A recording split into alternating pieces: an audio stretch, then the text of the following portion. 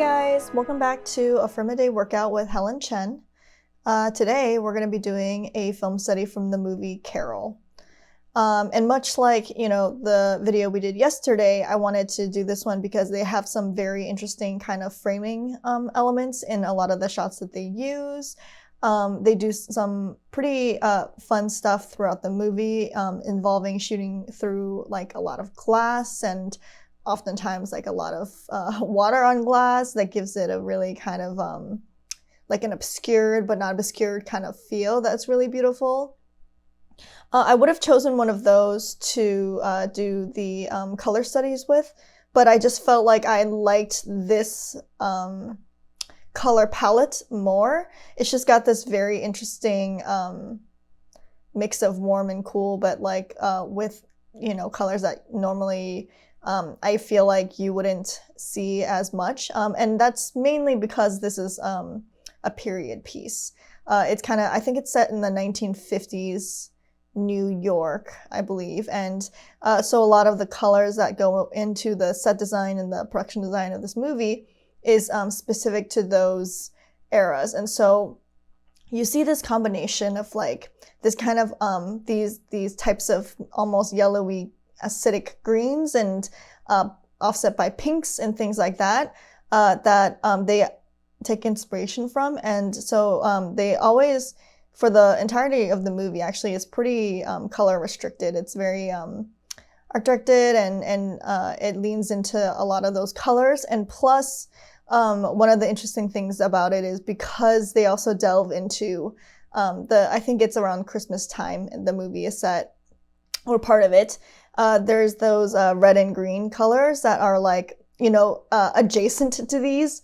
So it melds pretty well and it doesn't feel out of place or anything. Like if the movie had a lot of their sets revolve around, I don't know, just pinks and purples, the red and green would maybe clash and seem kind of weird. So I think it works really well to lean into this like orangey pinks versus kind of like yellowy greens, and then that kind of dovetails into some of their more desaturated Christmas colors like the reds and the greens. Plus the main character, Carol, in this movie has kind of a signature look and feel. She's got always this kind of red lip going on, and there's a lot of pops of red in her costume, and so it all kind of like comes together to be super cohesive. But the reason I really like this film and some of the cinematography choices that they decide to use is that they were really inspired by almost like constructing the frame. The story revolves around, it's a love story essentially, and it's about the love story between two women in a time period where that isn't as socially acceptable, and is actually kind of one of the driving forces of conflict in the film, because they use the main character's sexuality against her in a custody battle. So one of the things that I also like about this movie is how they kind of represent that struggle visually. So we see our main characters, the two women, and a lot of times we see them shot through glass and they're partially obscured, or they're shot like this, where they take up very little screen real estate, much like the frame that we looked at yesterday from King's Speech. But this film does it almost in a different way. It's almost like it's not so much that it's not so much about like being mentally pushed into a corner. It's that they're literally restricted by everything around them, their world, the life that they both have, and things like that all serve as natural barriers to them being their true selves. And so I find that really interesting, that that's one of the hallmarks of how they shoot some of the characters and how they're framed. Another interesting kind of thing that I like about especially the shooting through like glass and things like that that is present in this movie is that there's also a story point where this strange husband of Carol is actually paid a private investigator to essentially prove the affair, prove all of this stuff so that he can get custody of their daughter. And so it adds another layer of storytelling with some of the shots that they choose. Like you see shooting through like a diner window at these two characters kind of having interaction, and it adds another layer of this like voyeuristic thing where they're being watched and recorded by this private investigator. So it adds depth on that layer as well. And then thirdly, I just like to think that all of this is connected. One of the characters, the love interest actually, is a photographer, and so there's another kind of theme that dovetails into a lot of these visual cues having to do with like the idea of a camera lens and seeing the world through a camera lens, and shooting through windows and all of that stuff. So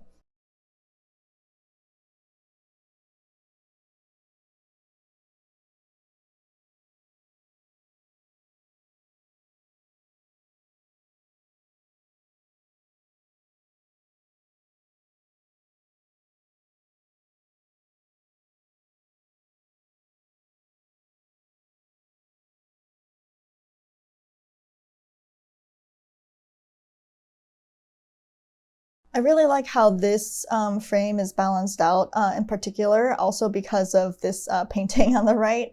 I don't know how much thought they've put into these paintings. I just, like, I don't know that they're trying to make some sort of like symbolic thing or whatever, but it might just be kind of choosing something that's in the same kind of color palette so it doesn't, stand out as much. But I just love just kind of like how many frames are in this one frame. Like if you think about it, the doorway creates a frame for the character.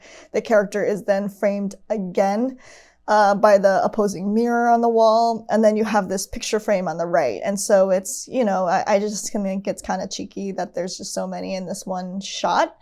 And I also just feel like they were really smart here to put the picture frame on the right where they did. If you imagine it was scooted down even a little bit, I think that graphically it would have read kind of weird to our eye, like we would go straight to that picture frame instead of to the character, even though it's really hard to do. But I think it's like whenever you see, it's like if you drew a circle on this and it's like, oh, we're supposed to look where the circle is, but it's just the rectangular thing of the frame. I also just really love, in addition to some of the stuff that we talked about earlier, about shooting through glass and cars and things like that, they also do a lot of shooting with mirrors, as a secondary frame or a way to kind of have the characters interact, because it is kind of this idea that there's two versions of a person. The mirror kind of provides like that kind of feel. The mirrors, whenever they're present in movies and used in a certain way, they always tend to be a little bit more symbolic and than you would think. It's always there to represent layers of a person or things like that. And so I think that just goes into the theme of the movie. It just goes into the choices they were making. And also, I read that they were, inspired by specific photographers from that era, women photographers, because of their point of view. And I forgot the name of the photographer, but one of them is kind of known for doing these kind of self-portraits where she takes a photo of herself standing in a mirror, and so you can see what is captured as her reflection. And she uses a lot of kind of reflections on windows through glass, things like that in her art as well. So that kind of feeling, or that kind of just through watching a story unfold through different layers, just gives this movie a little bit more depth and portrays kind of what layers these characters are presenting to the world. In a super effective way that I think we feel when we're watching it, and maybe not something that we are meant to, dissect and think about right away, but just the feeling of it.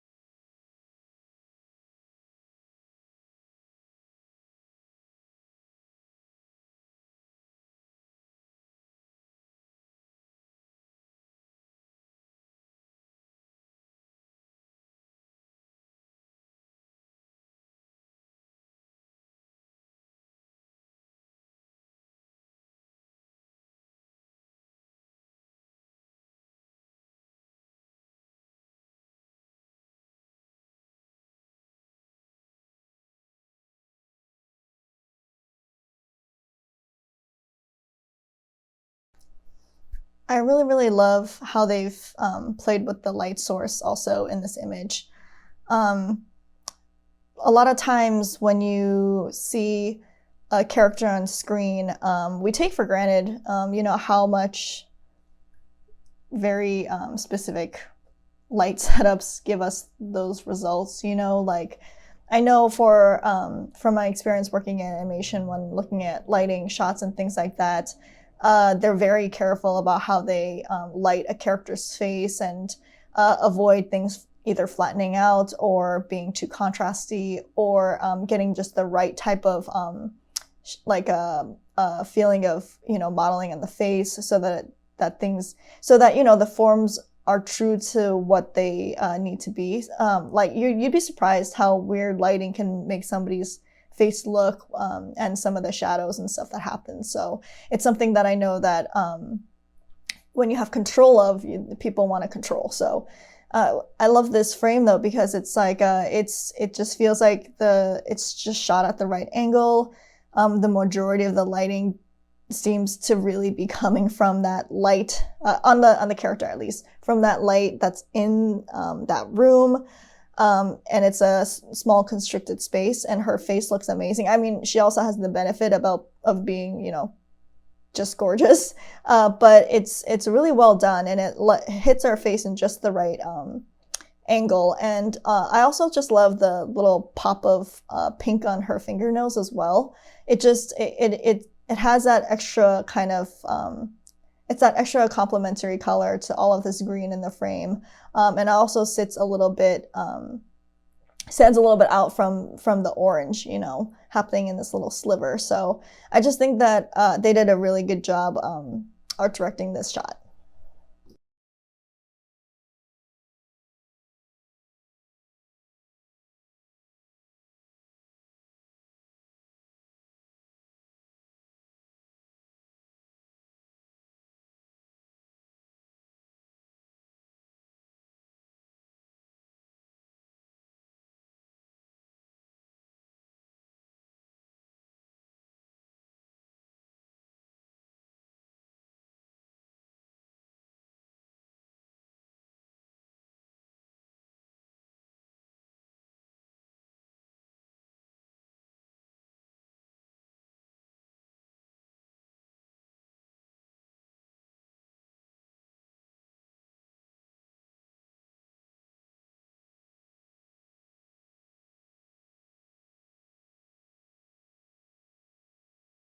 So the hardest thing about this painting, actually, while I was painting it, was getting the color of the blonde hair. And I think I was fighting with just the idea of what blonde hair feels like to me, and how bright I think it is, just by thinking about it and thinking about Cate Blanchett and her in this movie and other scenes.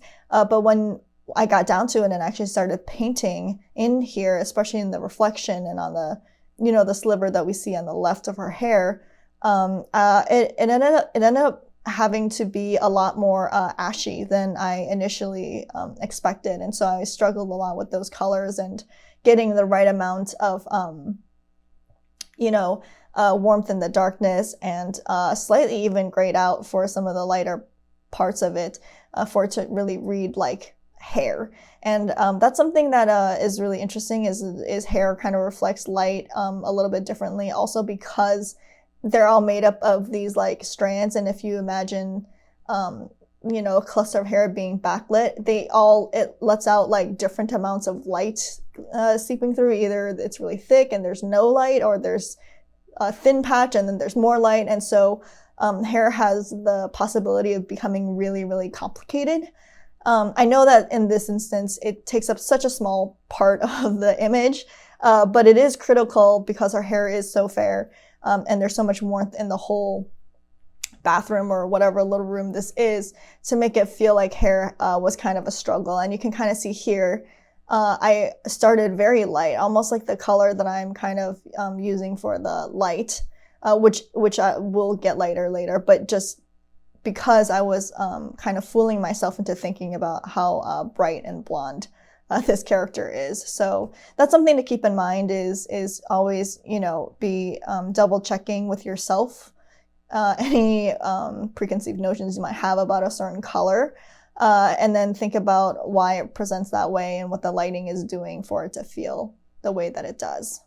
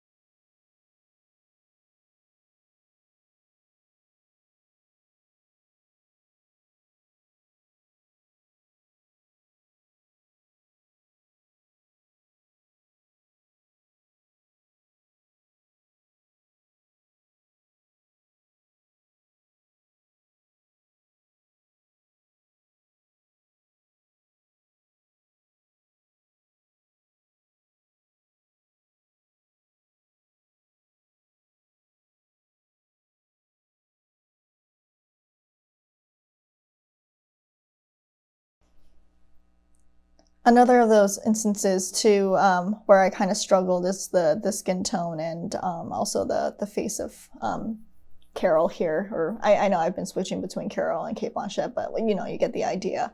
And it's because the frame is already so warm. There's like very little margin. You know, like the skin tone has to actually read a little bit more accurately because everything else around it is so similar, so that it feels correct. And I struggled a little bit with it. And I know that in this image, because the main focal point is confined to such a small place, meaning, you know, her face and her hands, I'm actually going to try and spend a little bit of time to get a little bit more structure in there so our eye does go there and not to, you know, like the picture frame on the right.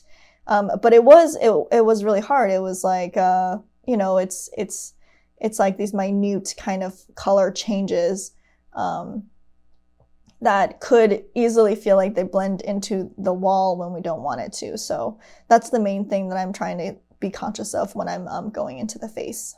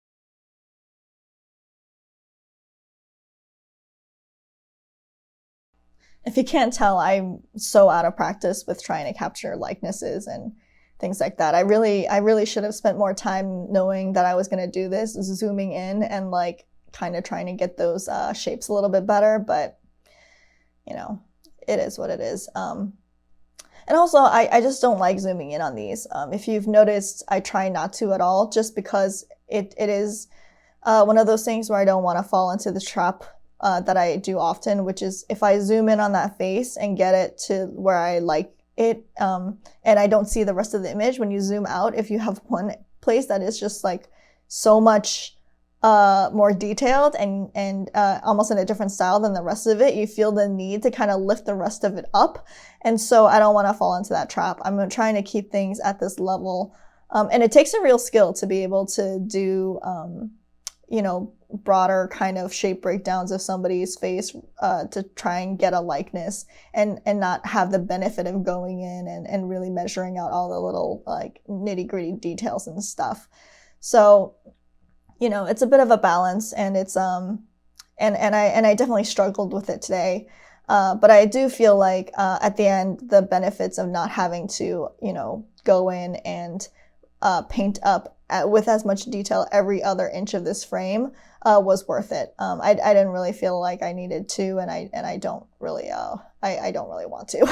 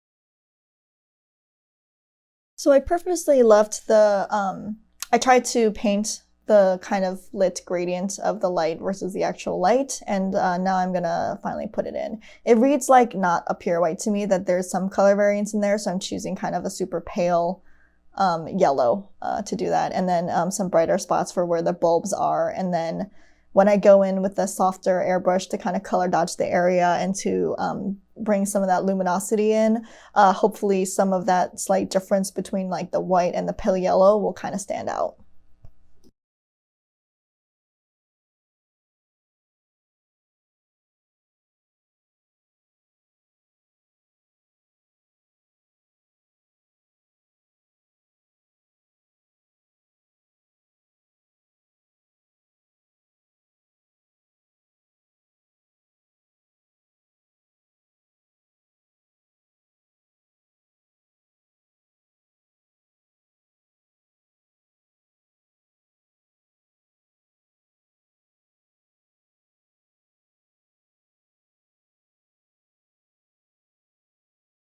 This is kind of a weird choice. I usually don't paint in things like the grouts or that kind of a detail, but I think I just really liked it for this because of the kind of color blocky nature of the wall and the door frame and the stuff on the right. That it just broke up the orange and with a different texture that also drew, like, helps draw our attention to, I mean, not that it needs any help, but it's just an extra layer of detail that I think is nice and sets it apart from kind of what's happening on the outsides of it. So I'm going in now and I'm trying to, like just indicate it in a way that I feel like is still in line with the rest of the painting in terms of just the looseness, but present.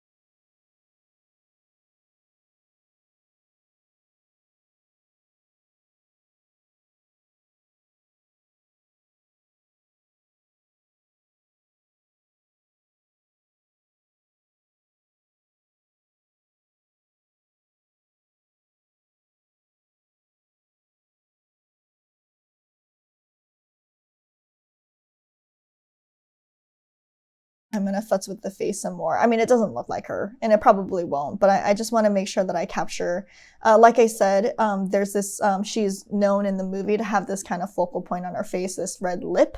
And it's a little bit muted here, but I still want to make sure that I capture that so that we have like a color difference or this detail difference that draws us to her face.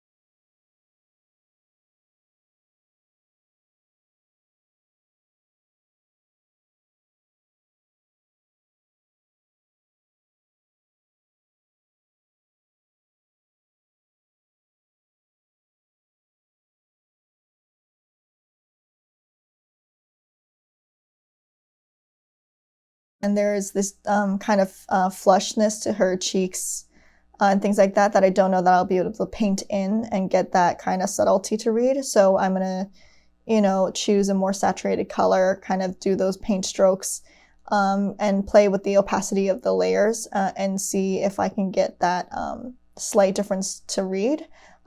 It's kind of my go-to technique for when I'm unsure about a color or I know I just want to do like a very subtle hand.